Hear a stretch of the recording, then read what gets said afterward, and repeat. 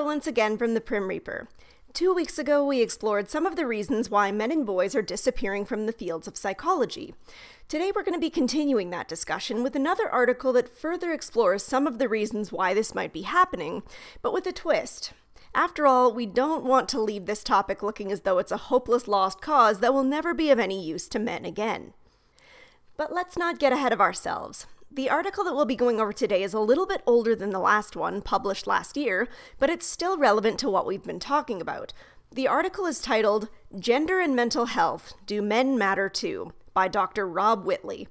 Now, while the previous article approached the subject in a more neutral manner, I must admit that I am a fan of Dr. Whitley's biting commentary on the concept of equality and how a lot of the current practices and goals in place for therapy does not align with how the common public would define that word. You keep using the word. I don't think it means what you think it means. The report he references uses the word equality in the way that typical radical feminists use the word equality, with the assumption that men are on top and that it's women that still need to be brought up to match them. This despite overwhelming evidence that women have been for some time the primary research subjects, the primary target of modern therapies, and the beneficiaries of social benefits that make it even easier for them to access services provided exclusively to them in the first place. Gleefully, Dr. Whitley calls this out directly, stating that the report appears to be driven by ideology rather than evidence, and also states that we will hopefully one day recognize that the word gender does not automatically equate with women. I have been seeing articles like these pop up semi-frequently ever since then. This doesn't mean that the fight is over by a long stretch, but it does mean that people are beginning to wake up, smell the coffee, and realize that something has gone terribly wrong. So what this means is that other people are beginning to realize it, not just people who have long been involved in men's rights discussions. I'm sure that some people thought that we would never make progress, but I always held out hope that we would start to have some success in convincing people the importance of this cause. But hopes and dreams aren't enough. Let's talk briefly about some of the things that need to start happening to be bringing boys and men back into the mental health fields. I can already begin to hear some of you starting to scoff, and trust me, I don't blame you for feeling that way. As one person aptly said in the comments section of one of my last intro videos, treat me like the villain long enough and eventually I'll become one. And whether the men who felt ostracized by psychology became the villain or simply became the apathetic, it's going to take a lot of trust building to restore their faith again. For many men, it might be too late.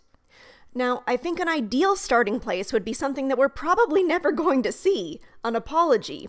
Not just from someone like me, a single counselor who can hardly speak for the entirety of the social sciences, but I'm talking about from the larger psychological associations. Now, I'm pretty sure we'll all be erecting snowmen in hell before that happens, so let's try and keep things a little bit more practical.